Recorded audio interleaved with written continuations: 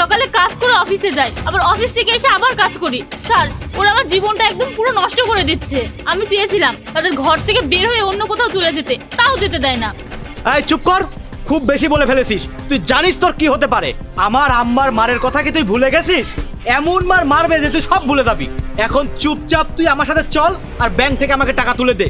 এই লোক তোর কিছুই করতে পারবে না। আচ্ছা, আমি কিছু করতে পারবো না? মাথা খারাপ হয়ে গেছে তোর? এই, তুই আমার সম্পর্কে জানিস না।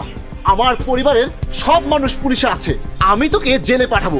আমার বড় ভাই পুলিশের ডিআইজি। আমি আমার ভাইকে ফোন দিচ্ছি তোর পুরো পরিবারের বিরুদ্ধে অ্যাকশন নেওয়ার জন্য। তোকে আমি 2 মিনিটের মধ্যে সোজা বানিয়ে ফেলবো।